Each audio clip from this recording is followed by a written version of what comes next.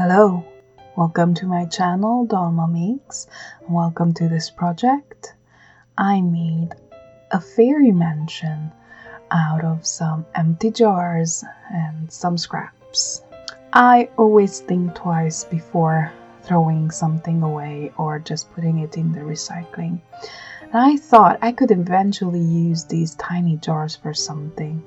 One of them was a pate jar, the other one was garlic granules, and this short one is actually a jam jar. So I figured I could use them to make something.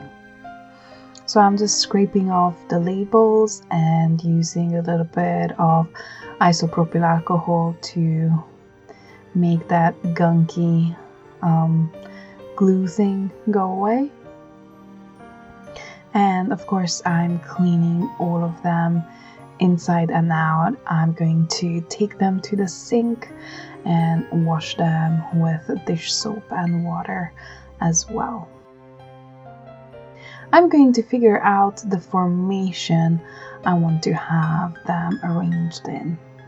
I actually wanted one of them to be taller to look a little bit more like a towel, so I'm just going to be using part of a toilet paper roll to just glue around the bottom of the jar, as you can see, to make it a little bit taller. Now the fact that these are glass jars works really in my favor because I want to make a little mansion and I want to put lights inside. So the windows are technically already pre-made, and that's why they are perfect for this project. So I figured out that this is kind of like the arrangement that I want them in. So I'm just cutting out a base out of some scrap cardboard from some packaging.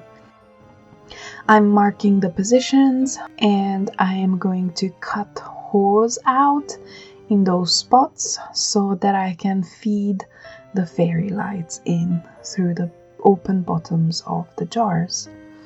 And I'm not really caring about how neat it is at this point. It's all going to get covered and glued together. So for assembling all of this, I'm going to be using hot glue, and I'm being quite generous with it. I'm just roughly attaching the little jars next to each other. I also want to have sort of like conical roofs, reminiscent of like fairytale palaces, just a bit more modest. I sort of want to make them look thatched. To do this, I'm just cutting out cardboard circles and making these cones, and then just simply attaching them with more hot glue. At this point, I'm only really going for the shapes. I'm not very concerned about details. This is the building stage. And I'm making sure that not all roofs are the same. Some have a little bit more hangover around the edges and some are shorter. But all three of them receive little conical hats. As you can see, for the third one, I am cutting a bigger circle to make a more pointy roof for this one.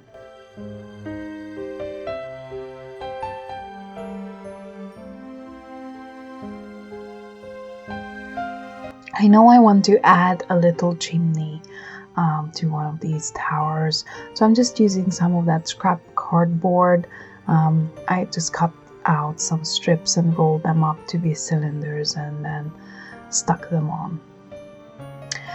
I want this to have a sort of platform and the space underneath because I am going to be using fairy lights, and I need room to hide the battery pack. And I just used some corrugated cardboard to add around the rim of the base. and I'm just testing out to see if it's going to fit first of all. And then I decided to feed in the fairy lights right now, just so I can know exactly what I'm working with and how to cover or not cover what. I wanted to add a sort of front door type thing, and I wanted to have some steps leading up to that front door. So I'm just using a circular object to cut out little steps from some scrap cardboard. And of course this is at the very small scale, so the width of the cardboard is actually enough. I'm also using some of the leftover pieces to create another gate in the back. I'm cutting paper strips and eventually little rectangles because I want to cover the roofs with these so that they look like the tiles. They're not exactly tiles, they're not roof tiles, they're sort of like thatched, but I'm trying to create an illusion with these little cardboard rectangles, and I'm sort of staggering them, creating a pattern. I just hand cut them and approximated them. It doesn't matter that they're not perfect.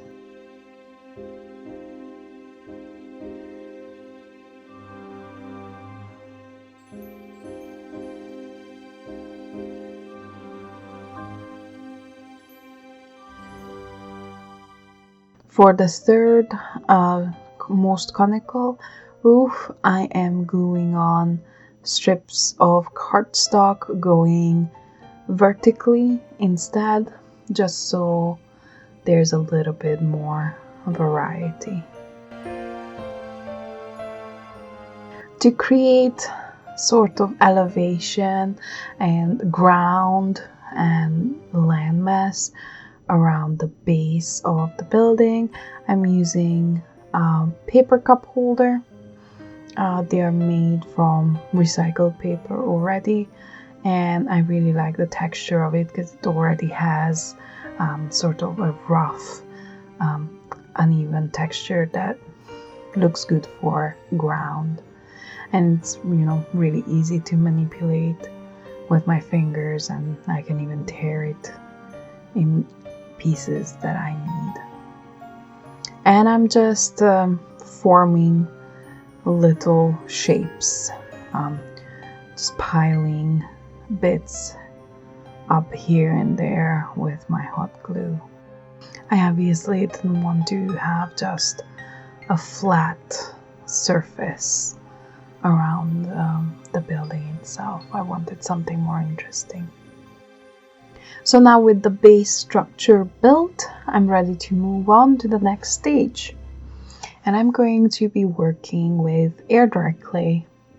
This is quite a budget air dry clay, so I need to have water to dip my fingers in, and I'm also using a spray bottle to moisten the surface of all of the things that I'm trying to attach the clay to. And I'm basically covering the entire thing. As I said, the cardboard shapes are there to have the primal structure, but I'm going to be actually sculpting and covering everything in clay. So I end up cutting up more of tile pieces, and I'm also using like a bamboo skewer and a pokey tool and my fingers to sort of sculpt them into the shape that I want. I wanted the roofs to look cute, and of course I need to get into the underside of all of the things, make sure that everything is evenly covered. I am rolling snakes of clay to sculpt the door frames and some other details, and eventually I cover the walls of the building itself, the jars, with clay as well. It's just very difficult to show from this top down view. And for a little bit more detail, I'm just adding little balls of clay around the rim of the platform that the building is sitting on, and I'm using a ball of aluminum foil scrunched up for some stone texture. And this is all I could do at this stage without smooshing it. And this is after about 24 hours of drying. As you can see, it's roughly sculpted, but I want to add more details. Like there's clay missing in some places, so I'm just going to go back in and finish off any ugly bits that I have left over and add more details. When the clay is still wet, I have some difficulty not smashing the other side when I'm working on this side. So yeah. So I'm using my pokey tool to create wood grain on the doors. So I've sculpted these 3 fungi growing on the side of the building. But I wanted to add some more mushrooms, so I'm going to just sculpt them individually. And I'm just making little mushroom caps. Originally I thought I was going to make the stems from clay too, but I realized why bother when I could just literally use bamboo skewers. After another day of drying, everything is solid and all the details are in place. So it's time for painting. Yay, my favorite part. So first of all, I'm going to paint the walls of the building. And the choice of paint is acrylic. The dried clay is nice and porous, and it's really nice to paint on. It doesn't change color after it dries. So I'm just roughly blocking in my main colors. So I'm just painting the walls, the underside of the roof, and just giving it a first coat to cover everything. And I'm going to be using black straight out of the tube for the rocky bottom section and for the ground. Everything needs a base coat, so I'm just approximating what's gonna work the best for later stages of painting. And I'm going with red for the roofs, although they're not gonna stay as stark as they are now. I just do like red roofs, especially when it's something whimsical or magical. At least when I was a child, all the little houses in the stories had red roofs.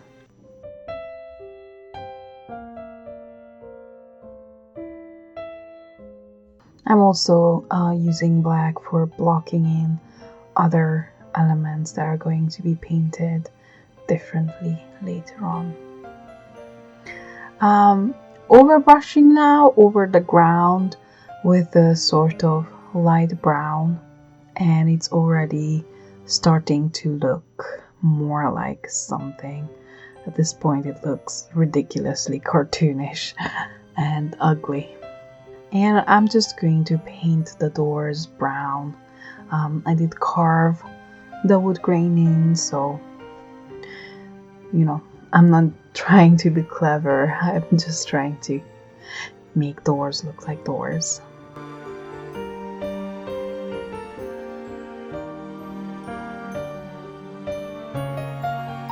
After that, I've decided to start shading the walls of the mansion.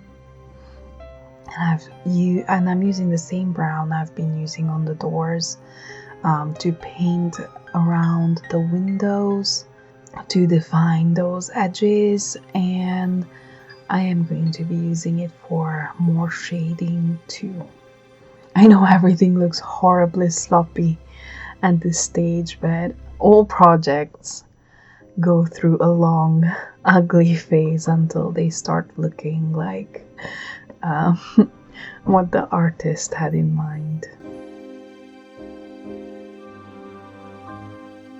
And I'm just shading and shading and shading and adding depth and detail. I'm trying to think about where the actual shadows would fall if the sun was shining down.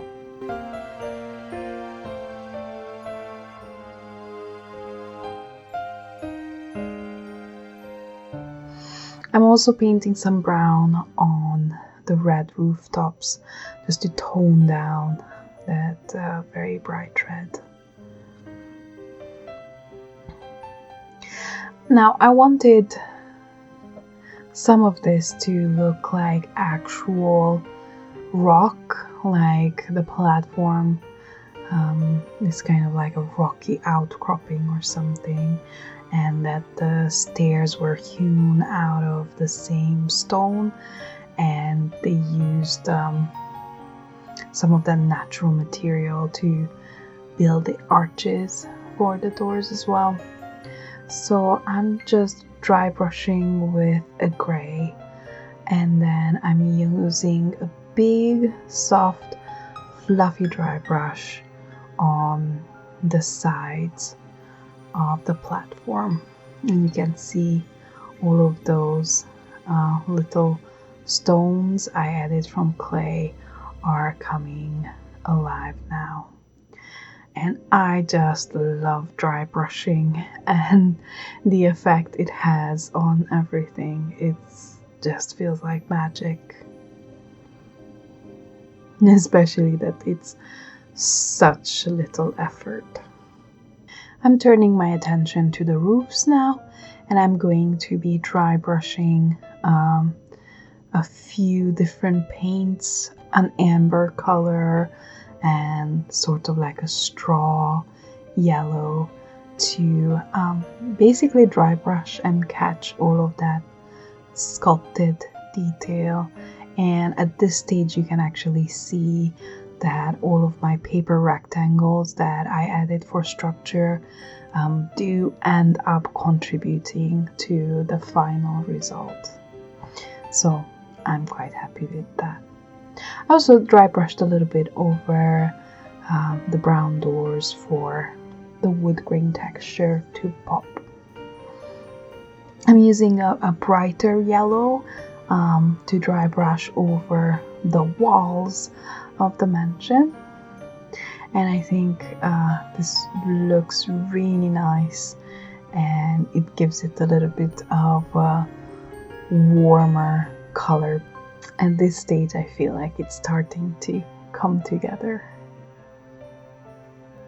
I've also pulled out some off-white, and I'm dry brushing with this as well.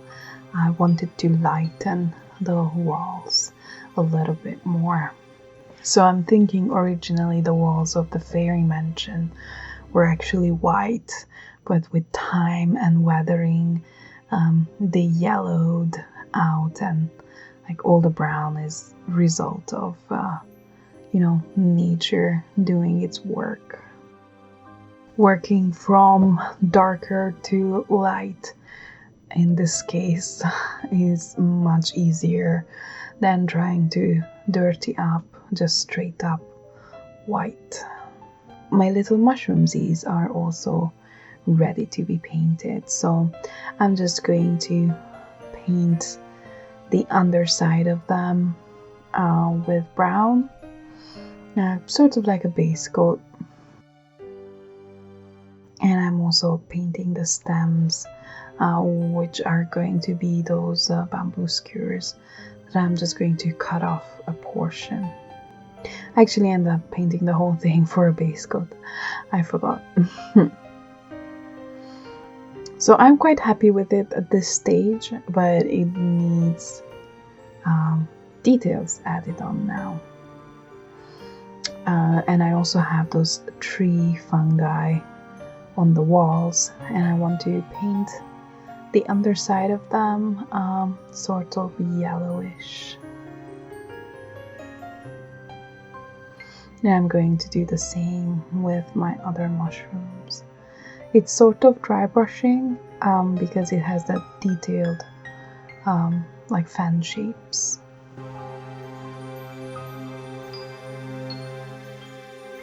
At this stage, I realized it's time for me to actually clear the windows.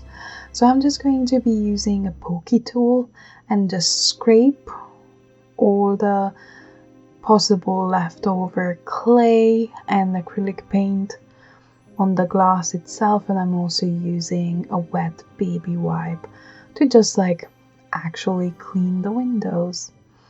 And I'm very carefully and deliberately going around and scraping out the cute little window holes. And the windows all being different is kind of on purpose. I like the idea of kind of organic, imperfect shapes for something that maybe tiny fairies live in. I decided I wanted to add an exotic pop of color, so it's not all earth tones and reds. So I've decided to go with blue for all the different kinds of fungi. So I'm just painting everything blue as a base coat to start with, but they won't be identical, don't worry. I just like having the same undertone. It has a more harmonious result. I'm going back in with a little bit of yellow, and the blue is still kind of wet on the tree fungi, so it turns a little bit greenish. But for the proper mushroom caps, I'm just actually painting on little dots, sort of like a variation on the classical toadstool. After I scraped the windows, I was left behind with this clean white ring of clay. So I just made a stain with the same brown that I used earlier for aging, and I'm just repainting the window frames. And I'm also aging up the little mushrooms as well. And I'm cutting off the little stems from the bamboo skewers. And I've painted these in a color that matches. I first base coated them in brown, and then I went over with a few yellows. And I'm just reattaching them with PVA glue, as these mushrooms were sculpted right on the sticks and they fit perfectly. For a little bit of detail, I'm going to use a little bit of bronze paint, and I painted the door handle that's going to be metallic and that chimney stack. And I'm just adding a teeny tiny very soft dry brushing on top of the mushrooms as well, just to have a little bit of magical shimmer. And now it's all painted. Yay! I think it looks good, but I want to take it a step further, or rather many steps further.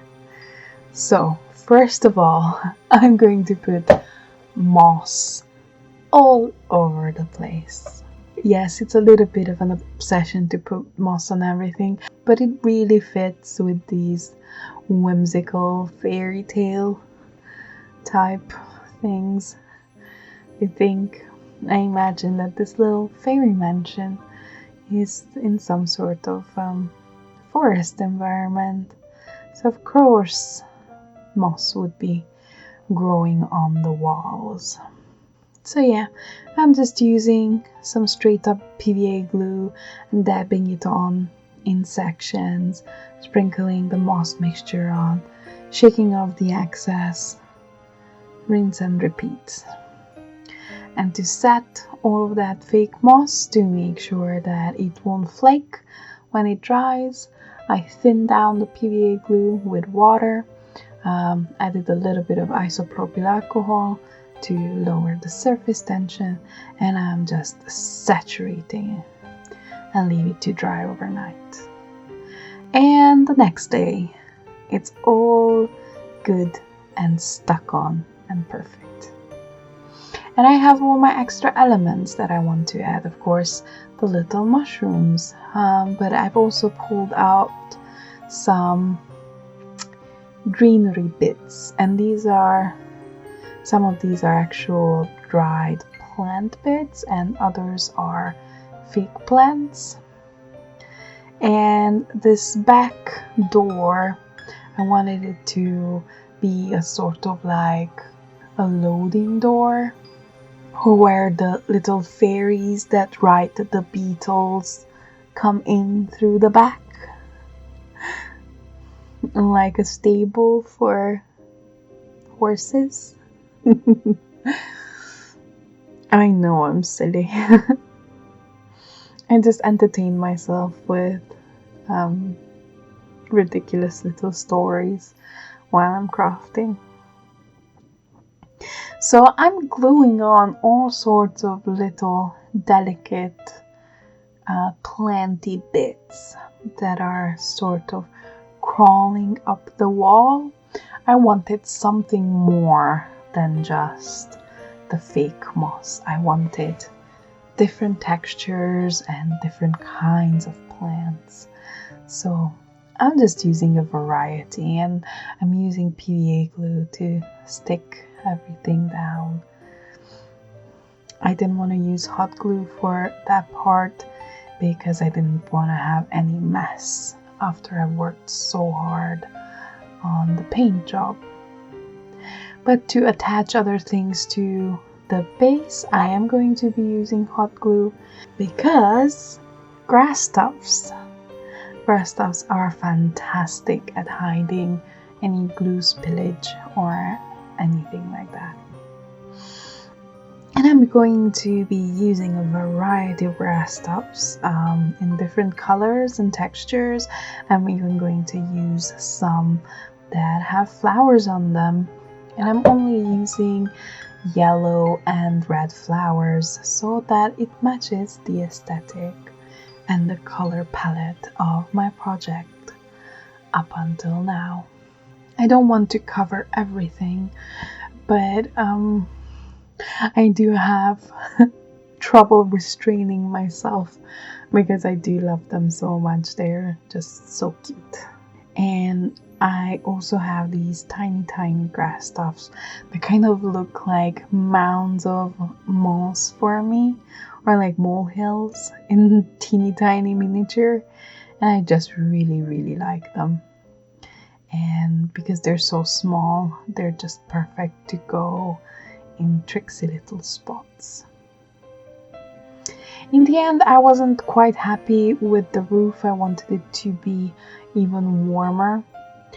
So I'm using some yellow shellac ink to tint it, to push it a little bit more into the yellow.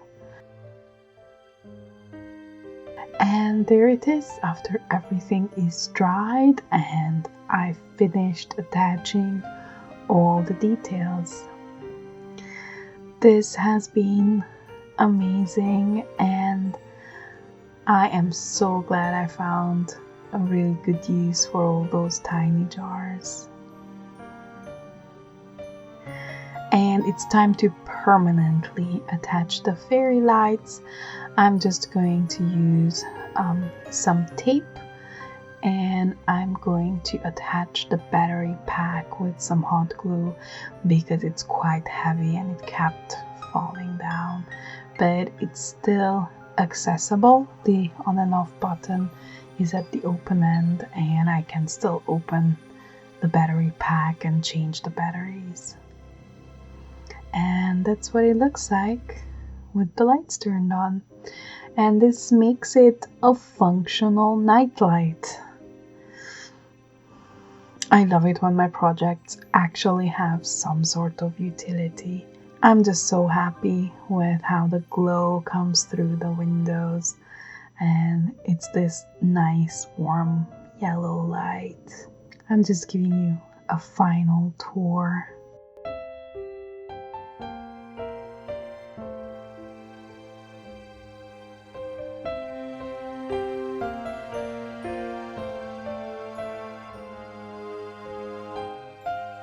And I'm really happy with my cute little mushrooms. Just give them a little pet. I hope you enjoyed watching this video as much as I enjoyed making it. Do let me know what your favorite part of it is. I love to read your comments and get some feedback. If you enjoy these sort of videos, please consider visiting my channel. I made other miniatures, and I also have different kinds of projects like embroidery. Also consider subscribing. I have new videos coming out every week. Thank you for watching. I hope you're having a nice day. Bye.